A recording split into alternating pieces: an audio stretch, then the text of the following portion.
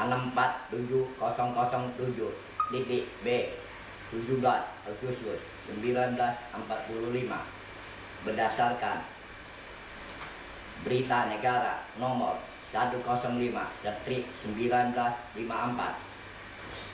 Lembaran Negara nomor 90/1956 dengan landasan Konstitusi Undang-Undang Dasar 1945 Pancasila sebagai dasarnya bangsa dan negara kesatuan Republik Indonesia NNID NSA Meo Consortium Internationality Induk AMI Induk Bank Induk Negara OPS KOPS Central Banker Stock Nationality nomor 101.9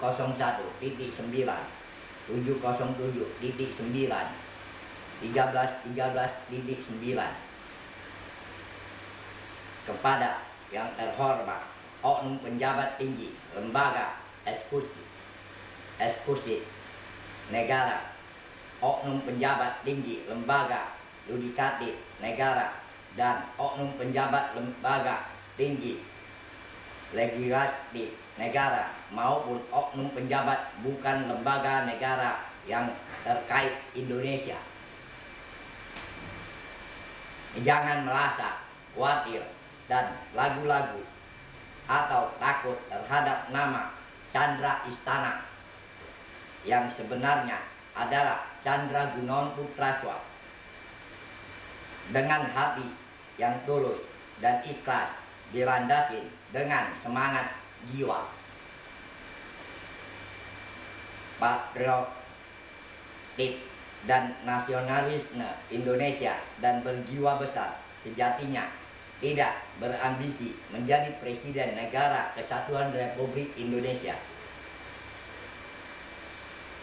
Chandra Gunawan Putratswa sebenarnya sudah menjabat menjadi presiden dunia, kepala negara, ketua Perserikatan Bangsa-Bangsa, SCE, the Great President of United Nations Organization, Loyalty, C.I.1, sejatinya sudah siap dan mendukung Saudara Insinyur Joko Widodo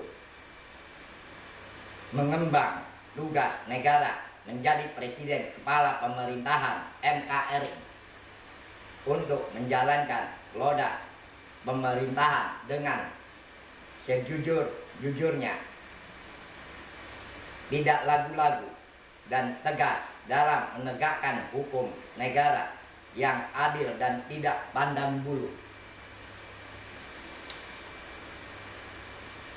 Berdasarkan landasan Konstitusi Undang-Undang Dasar 45, Pancasila sebagai dasarnya bangsa dan negara, MPR dan DPR dalam merumuskan dan mengesahkan undang-undang harus berajaskan kepentingan bangsa dan menunjuk masyarakat adil makmur dan sejahtera bagi seluruh rakyat Indonesia.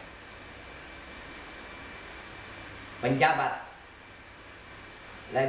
legislatif lembaga tinggi negara yaitu MPR dan DPR seharusnya dengan semangat jiwa 5 sila Pancasila dan jiwa patriotik nasionalisme Indonesia mengawal dan mengawasi penjabat tinggi lembaga eksekutif negara maupun penjabat tinggi lembaga yudikatif negara dalam menjalankan roda pemerintahan untuk mewujudkan pemerintah yang bersih dan berwibawa. Pada tahun 1998, Saudara Haji Muhammad Soeharto, Presiden RI kedua, turun dari jabatan dan untuk melanjutkan perjalanannya roda pemerintahan NKRI sesuai Undang-Undang Dasar 45, Wakil Presiden yaitu Saudara B.J. Habibie dan diangkat menjadi Presiden RI ketiga. Aneh tapi nyata, pada saat pemerintahan Saudara B.J. Habibie RI ketiga berkuasa, terjadi perubahan dan perebutan kekuasaan antara penangku kepentingan Indonesia dan mungkin saja ada penangku kepentingan dari negara lain yang ikut berperan secara politik, sehingga bisa terjadi ada kontrak atau kesepakatan politik antara penangku kepentingan politik yang seharusnya sutradara penangku kepentingan sudah bisa ditenggalai tetapi belum disentuh secara politik. Presiden RI ke-1 dan Presiden RI kedua memiliki kesamaan sudut pandang dicermati dari sisi letak, geografi, sumber daya maupun kepentingan politik, pertahanan, keamanan NKRI. Sejak pemerintahan Saudara B.J. Habibie, Presiden RI ketiga berkuasa, suhu politik di dalam NKRI menjadi makin panas akibat perebutan kekuasaan antara penangku kepentingan politik, dan ada yang mempengaruhi rakyat Indonesia di Provinsi Timur Timur secara politik agar menghendaki keadaan referendum. Seharusnya MPR, DPR, dan kabinet yang berkuasa pada saat itu menggelar sidang politik untuk mempertahankan Provinsi Timur Timur yang merupakan bagian yang tidak bisa dipisahkan dari pangkuan Ibu Bumi Pertiwi NKRI. Hasil dari referendum rakyat Indonesia di Provinsi Timur Timur memilih merdeka dan mendirikan pemerintahan negara Timur Leste untuk memisahkan diri dari pangkuan Ibu Bumi Pertiwi Negara Kesatuan Republik Indonesia. Apabila dicermati, disikapi bersama sejatinya, integritas dan martabat bangsa Indonesia sudah diinjak-injak harga dirinya secara politik. MPR, DPR, kabinet yang berkuasa pada saat itu tetap harus bertanggung jawab atas lepasnya satu Provinsi Timur Timur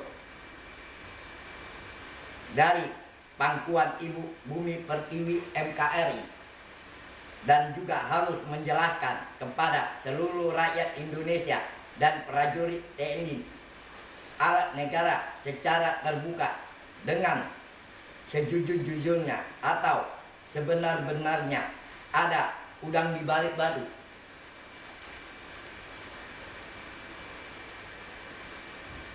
Pada saat pemerintahan Saudari Megawati Soekarno Putri, Presiden RI kelima berkuasa, masing berlanjut juga perebutan kekuasaan antara penangku kepentingan politik, sehingga terjadi beberapa perusahaan milik negara dan kapal tongkang raksasa milik Pertamina berpindah kepemilikannya menjadi milik negara lain.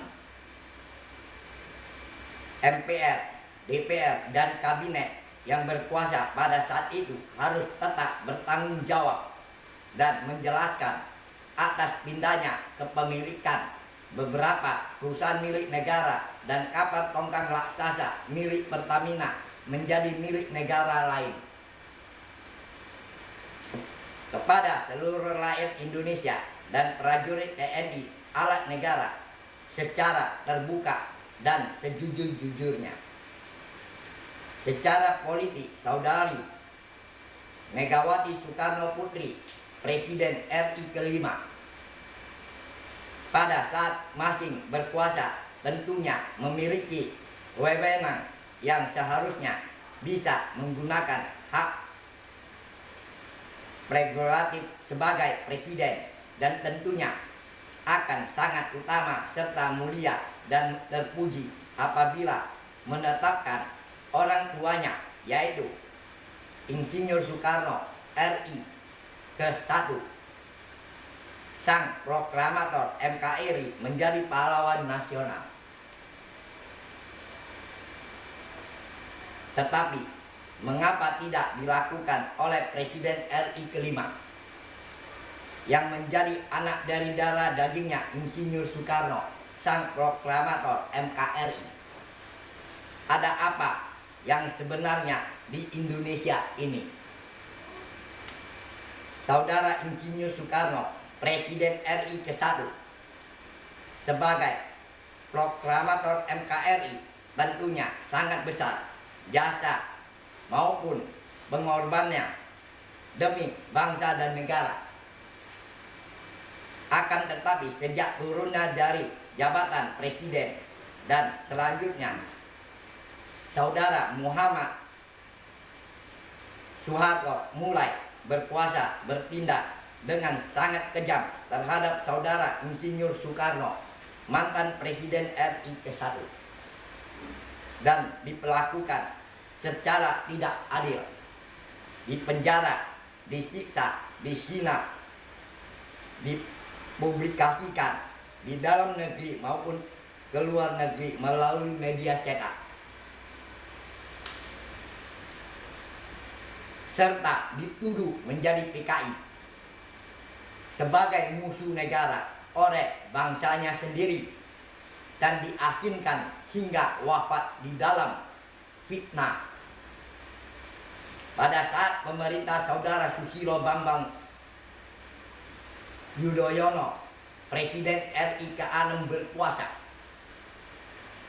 Tjandra Gunawan Putra telah bersurat kepada yang terhormat Saudari Susilo Bambang Yudhoyono, Presiden RI ke-6, ke alamat kediaman di Cikeas dan di Istana Negara di Jalan Veteran, yang isinya menyampaikan beberapa hal masalah negara yang sangat penting dan rahasia, dengan maksud membangun komunikasi untuk musyawarah dan mufakat menyelesaikan masalah negara yang sangat penting dan rahasia secara kekeluargaan, namun tidak pernah ada tangkapan sesuai dengan isi surat. Saudara Susilo Bambang Yudhoyono, Presiden RI ke-6, melalui ring 1 kepresidenan, yaitu Saudara Rizal, ditugaskan berkunjung ke rumah kediaman Tjandra Gunawan Putra untuk mencari kebenaran sejarah dan sejatinya Chandra Istana. Tjandra Gunawan Putra yang sejatinya adalah Chandra Istana. Dengan senang hati atas kehadiran ring 1 ke presiden, yaitu Saudara Rizal, yang diterima secara baik seperti layaknya orang tua juga sebagai sesepuh, dan selanjutnya memperlihatkan bukti sejarah sebagai berikut. Surat Semar Super Semar 11 Maret 1966 asli dan rekayasa. 2. Surat Merdeka United Nations APP Loyal nomor NISA 81704 Happy Independence Republic of Indonesia Agustus 17 1945 asli. Bendera Semar Super Semar Sang Saka Merah Putih Pusaka Asli Indonesia, yang selanjutnya dilaporkan langsung keberadaan bukti sejarah tersebut yang selama ini dicari-cari kepada Presiden RI 6 Saudara Susilo Bambang Yudhoyono, dan selanjutnya kepada Saudara Aslijal atas pretensinya menandukan bintang jasa dengan naikkan pangkat 2 tingkat dan dilantik di Istana Negara. Saudara Susilo Bambang Yudhoyono, Presiden RI ke-6, mengadakan kunjungan kenegaraan ke luar negeri ke beberapa negara, dan setelah kembali ke tanah air Indonesia dalam waktu yang singkat memanggil keluarga besar mendiam proklamator Insinyur Soekarno, yaitu keluarga besar Saudari Megawati Soekarno Putri, mantan Presiden RI ke-5, untuk menerima bintang jasa bahwa Insinyur Soekarno ditetapkan menjadi pahlawan nasional. Ironisnya, apabila dicermati secara politik pada saat Saudari Megawati Soekarno Putri, Presiden ke-5, berkuasa dan punya wewenang menggunakan hak prerogatif sebagai Presiden menetapkan Presiden RI ke-1 Insinyur Soekarno, proklamator NKRI, menjadi pahlawan nasional. Tetapi mengapa tidak dilakukan? Ada apa yang sebenar-benarnya di Indonesia ini? Sebenarnya sutradaranya politik sudah bisa ditenggalain, tetapi belum disentuh secara politik. Kepada MPR, DPR, dan Kabinet yang berkuasa sekarang tetap harus bertanggung jawab untuk menjelaskan kepada seluruh rakyat Indonesia maupun prajurit TNI, alat negara, secara terbuka demi kepentingan ke depan dengan mengembalikan jati diri dan harga diri bangsa Indonesia di mata dunia internasional.